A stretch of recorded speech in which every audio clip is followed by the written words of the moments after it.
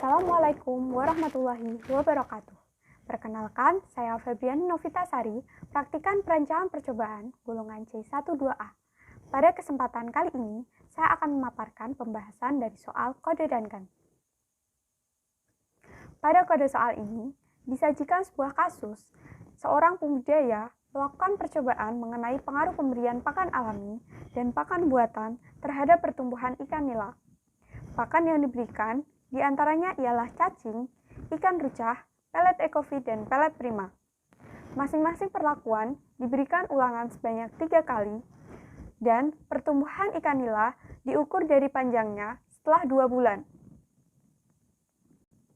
Dari percobaan ini, pembudidaya tersebut memperoleh hasil seperti tabel ini. Dengan menganalisis kasus yang disajikan, dapat diketahui bahwa terdapat 4 perlakuan yang dibandingkan pengaruhnya, yaitu cacing, ikan rucah, pelet ekofit, dan pelet prima. Perlakuan tersebut dikenakan pada satuan percobaan berupa ikan nila sebanyak 12 ekor, sehingga masing-masing perlakuan diberikan ulangan sebanyak 3 kali. Diketahui pula, hanya terdapat satu faktor perlakuan yang mempengaruhi hasil, yaitu jenis pakan yang digunakan. Maksud dan tujuan dari percobaan ini adalah untuk mengetahui pengaruh penggunaan pakan alami dan pakan buatan terhadap pertumbuhan panjang ikan nila. Selain itu, dapat pula ditentukan hipotesis yang diuji pada percobaan ini.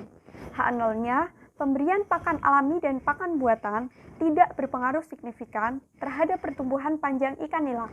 Atau dengan H0 formal, rata-rata pertumbuhan panjang dengan pakan alami sama dengan rata-rata pertumbuhan panjang dengan pakan buatan. Sementara itu, hipotesis alternatifnya, pemberian pakan alami dan pakan buatan berpengaruh signifikan terhadap pertumbuhan panjang ikan nila. Atau dengan hipotesis alternatif formalnya, rata-rata pertumbuhan panjang dengan pakan alami tidak sama dengan rata-rata pertumbuhan panjang dengan pakan buatan.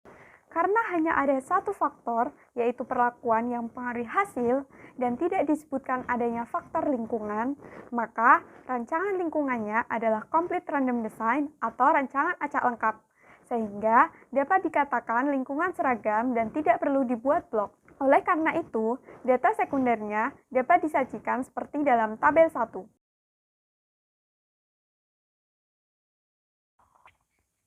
Sebelum melakukan analisis of variance atau ANOVA terhadap data sekunder yang diperoleh tadi, diperlukan uji asumsi untuk mengetahui apakah model linear dari data tersebut sudah mengikuti distribusi normal dan apakah variasinya homogen. Uji asumsi ini dapat dilakukan melalui plot diagnostik maupun mencari p-value. Dari plot diagnostik diperoleh grafik seperti pada gambar. Untuk uji normalitas, dapat diamati pada grafik Wikiplot. Titik-titik sebaran data menyebar mengikuti garis selang kepercayaan. Oleh karena itu, dapat disimpulkan bahwa asumsi normalitas terpenuhi, atau data tersebut sudah berdistribusi normal. Sementara itu, untuk uji homoskedastisitas menggunakan plot diagnostik, dapat dilihat pada grafik residual fit, di mana pada grafik tersebut ditunjukkan bahwa titik-titik sebaran data tidak membentuk pola, sehingga dapat dikatakan bahwa asumsi homoskedastisitas data ini terpenuhi, atau varians data ini homogen. Untuk memperkuat hasil uji asumsi menggunakan plot diagnostik, maka dilakukan uji normalitas menggunakan Shapiro-Wilk test dan uji homoskedastisitas menggunakan uji Bartlett untuk memperoleh p-value. Dari hasil uji tersebut, dari uji normalitas diperoleh p-value lebih dari alfa, sehingga dapat dikatakan bahwa data tersebut berdistribusi normal atau asumsi normalitas terpenuhi.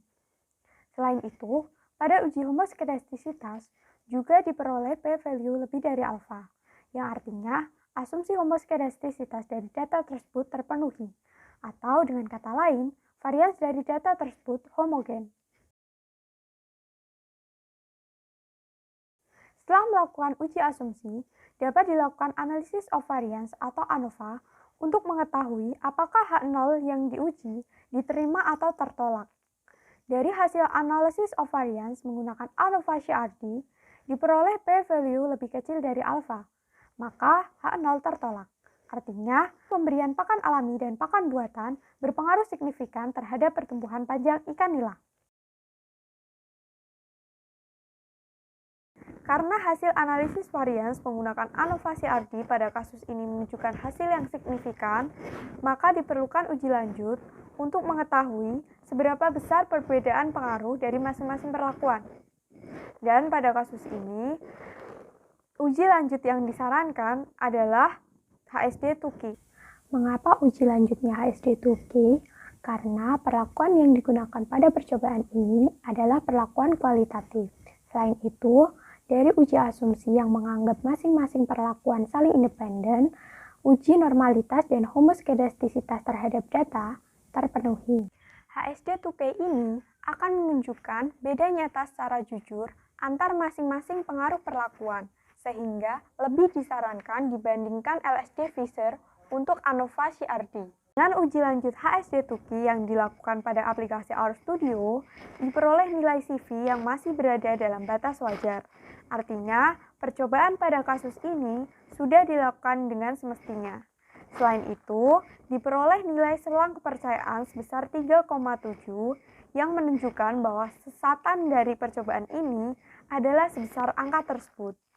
Sementara itu, dari hasil uji post-hoc ini dapat dibaca perbedaan nyata dari masing-masing perlakuan seperti pada tabel berikut. Berdasarkan tabel hasil uji post-hoc menggunakan HSD2K tadi, dapat disimpulkan bahwa perlakuan pemberian pakan pelet ekofit dan cacing tidak berbeda nyata. Perlakuan pemberian pelet ekofit dan cacing tidak saling berbeda nyata dengan pelet prima. Perlakuan pemberian pakan pelet ekofit dan cacing tidak saling berbeda nyata dengan ikan rucah. Pemberian pakan pelet prima berbeda nyata dengan ikan rucah. Demikian yang dapat saya sampaikan. Apabila ada kesalahan mohon dimaafkan dan dikoreksi. Terima kasih. Wassalamualaikum warahmatullahi wabarakatuh.